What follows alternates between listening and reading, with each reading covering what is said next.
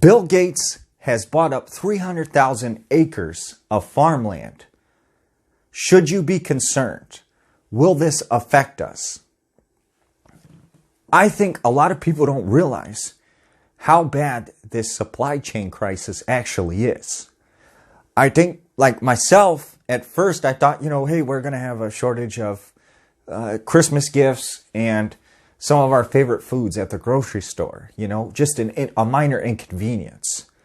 But from the research that's came out, over the next couple of months, we're going to see water shortages. We're going to see food shortages. We're going to see shortages of energy. And it couldn't hit at a worse time because here in the Northern Hemisphere, we're about to experience winter. And some are predicting that this could be a very bad, cold winter with a lot of snow and a lot of ice. And so this couldn't be hitting us at a worse time. Now, we're already understaffed here in this country when it comes to jobs and employment. We don't have enough people to work to basically keep the process of getting the supply to the Americans, to us, okay? We don't have enough truckers to deliver product to the stores, not only to deliver products, but deliver essential products to the stores. We don't have enough people working at the shipyards to process the ships coming in, to unload these products. And then we don't have the trucks there to transport these items. But that's not the biggest problem. All these millionaires, and especially foreign investors, are buying up tons of land here in America. And they're buying up not just land, they're buying up farmland. They're buying up land with precious resources like water.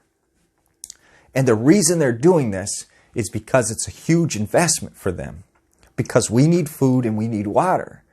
And they happen to be the only people who have food and water, so they can ask any price they want for that food and water.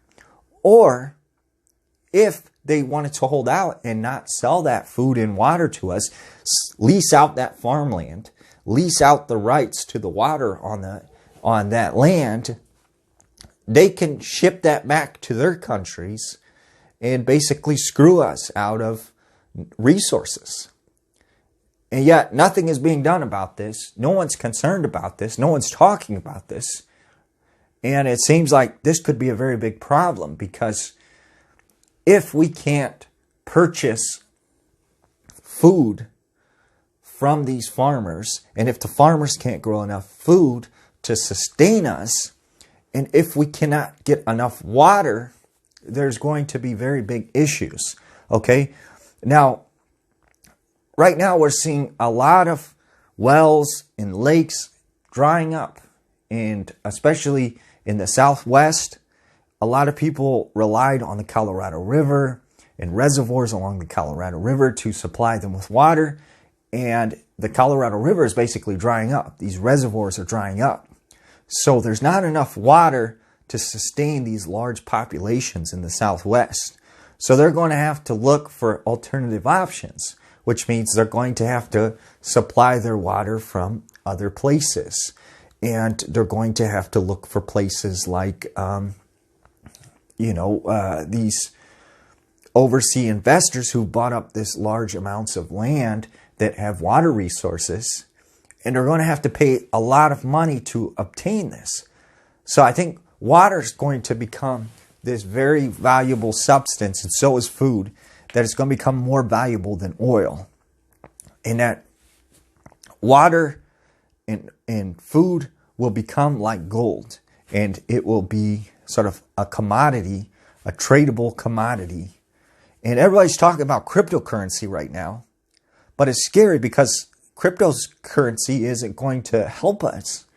I think what's going to help us is having food and water, and I think we should be prepared. And with winter months coming, that's only going to screw things up, because when we have bad weather, when it gets very cold, it's very hard, we have understaffed, employers already, but truckers can't get to certain places when the roads are bad, when the roads are closed, okay?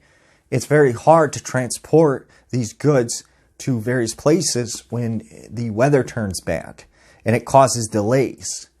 And imagine going to the grocery store and they have none of the things that you need: bread, milk, eggs, any of that.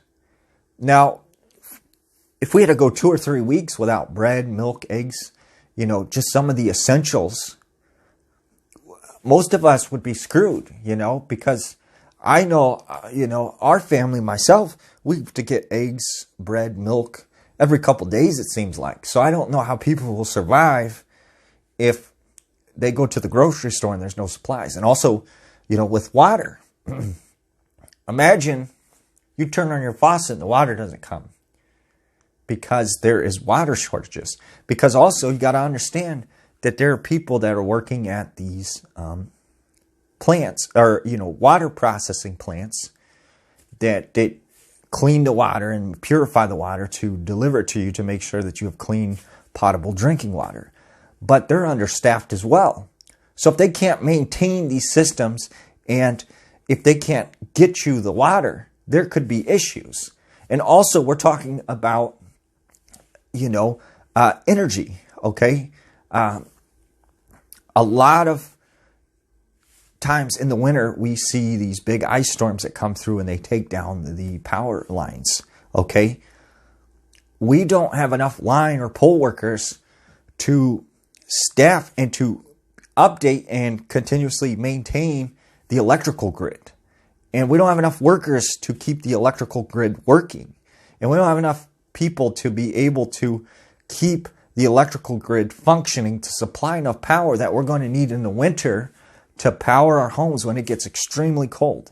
And what happened in Texas, I think will happen all over this country. And we'll see people being without power for several weeks. And I think, that not only that, like I said, there's not going to be enough workers to maintain things like, that supplies with water, with the electrical grid. We're going to see shortages, and I think that it's important that we be prepared. You don't have to panic. You don't have to freak out. But I think it's important to be prepared. I think there's nothing wrong with that, and that doesn't mean go out and hoard and buy a bunch of stuff that you don't actually need. It means just be prepared, Every time you drink a gallon of milk, save that gallon container, fill it up with a gallon of water from the faucet, right? Because you have water, potable drinking water from the faucet, which is the same as the water you get in bottled water, okay, which comes in a plastic bottle, the same as a milk container. Fill that out with a gallon of water. Save that gallon of water, okay? And before you know it, you have a stock of maybe, 50 gallons of water that could last you several weeks, okay?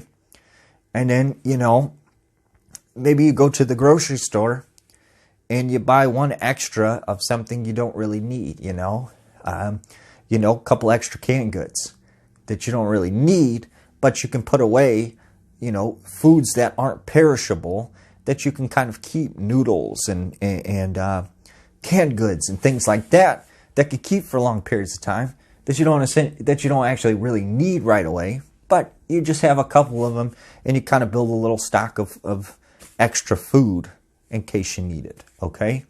Right now, I think very good to chickens. Chickens are a very valuable resource. You can not only harvest their eggs, but you can harvest the chicken for meat, and you can create a large population of chickens very fast if you know what you're doing, and they're very easy to maintain. And so I think chickens are a good investment because they can provide you with food and eggs. They could provide you with food and the necessities you need just from chickens. I think fish as well. If you get a pond and you stock it with fish, hydroponics, right?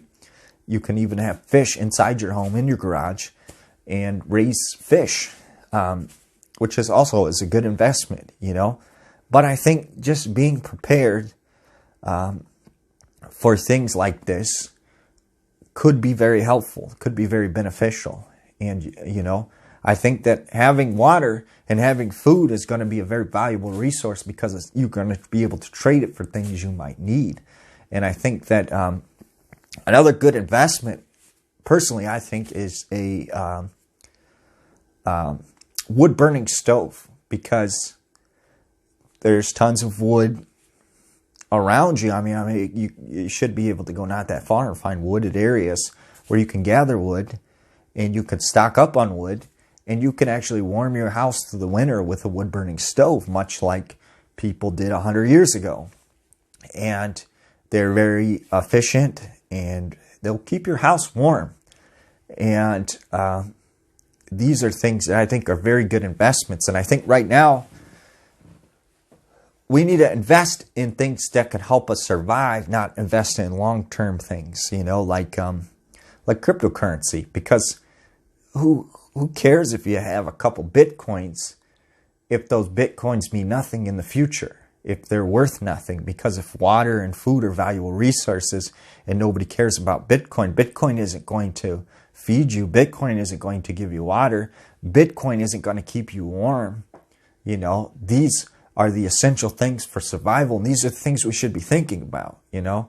And I just want to reiterate that I'm not trying to freak people out and say, like, hey, you know, but I think we should be prepared. And I think that what's going to suck is I think this stuff is going to hit during the worst months when it's winter and it's very cold and there's a lot of snow and a lot of ice. And we could see power outages, mass power outages for several weeks. And we're talking negative temperatures and cold temperatures. We're going to need to find ways to survive, to keep warm.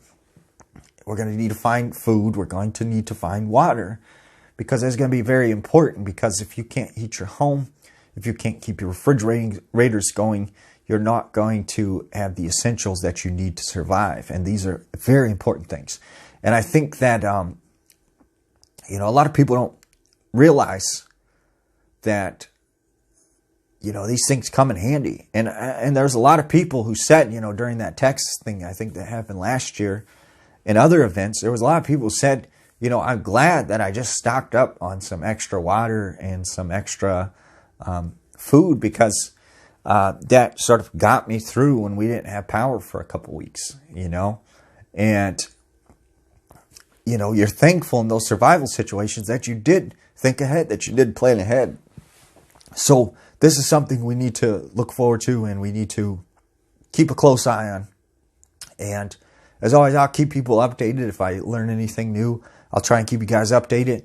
But yeah, this is something I think that we